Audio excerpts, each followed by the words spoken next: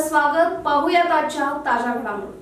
बेळगावमध्ये सुरू असलेल्या हिवाळी अधिवेशनात चिकोडी सदलगा मतदारसंघाचे आमदार गणेश हुक्केरी यांनी जैन निगम स्थापन करण्याचा विषय आग्रही भूमिकेतून मांडला.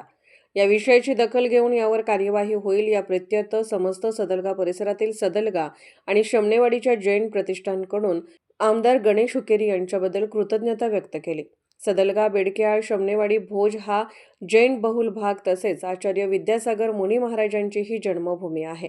विधान परिषद सदस्य प्रकाश हुक्केरी गतवेळी मुजराई मंत्री असताना जैन समुदाय भवन, जैन मंदिर बांधकामासाठी भरघोस निधी मंजूर करून बांधकामे वेळेत पूर्ण केले. हिवाळी अधिवेशनात आमदार गणेश हुक्केरी यांनी जैन समाजासाठी निगम स्थापन करण्याचे निवेदन दिले. 100 कोटींचा निधी अशा प्रकारे निवेदन सादर केले. याचबरोबर अन्य 3 प्रमुख विषयांपैकी बहुप्रतीक्षित जैन निगम स्थापन करण्याचे निवेदन सादर केले.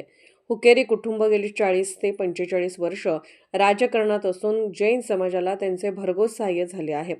गुणधर नंदी सिद्धसेन महाराज यांच्या नेतृत्वाखाली देखील शासकीय स्तरापर्यंत प्रयत्न सुरू होते. त्याची दखल आमदार गणेश हुक्केरी यांनी घेतली.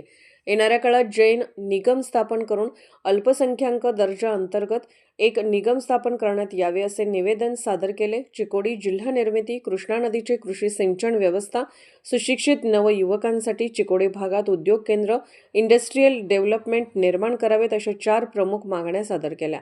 अशा या विधायक दृष्टिकोन ठेवून निवेदन सादर करणाऱ्या आमदार गणेश हुक्केरी यांच्या प्रती कृतज्ञता व्यक्त केली. यावेळी सुदर्शन खोत, बाबण्णा खोत, आरबी खोत, उदयकुमार पाटील, बाळासाहेब पाटील, उदय बदनिकाई, अभिनंदन पाटील, सुनील पाटील, सतीश पाटील, राजेंद्र काळे, अभय बदनिकाई, प्रवीण संगुडगे, भरत बोरगावे, आनंद तारदाळे, अभयकुमार पाटील, सुकुमार उगारे, कुमार संभोजे, अजित पारिसखोत आणि सुभाष शिरगुपे उपस्थित होते. SB न्यूजसाठी सदलगाहून प्रतीक कदम. ಬೇಡಿಕೆ ಇತ್ತು.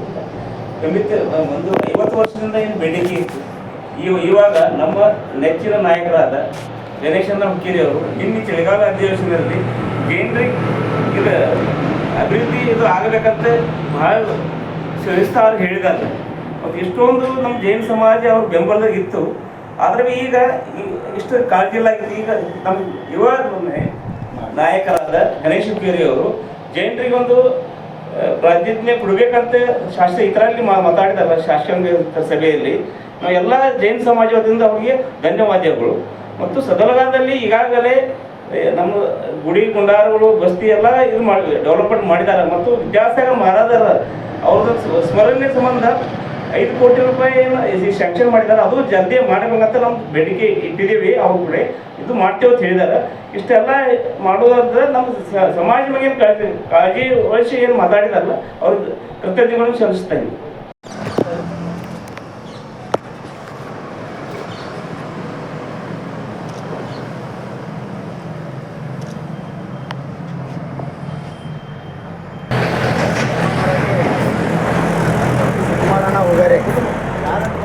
ಸಾಮಾಜಿಕ, ಧಾರ್ಮಿಕ ಹಾಗೂ ವಿಶೇಷವಾಗಿ ರೈತರ ಬಗ್ಗೆ ಕಾಳಜಿಯನ್ನು ಹೊಂದಿದಂತಹ ಸುಕುಮಾರಣ್ಣ ಉಗಾರಿಯವರು ಮೊನ್ನೆ ಬೈಕ್ ಮೂಲಕ ಶಿಖರ್ಜಿ ಯಾತ್ರೆಯನ್ನು ಮಾಡಿ ಮೊನ್ನೆ ಆಗಮಿಸಿದ್ದಾರೆ.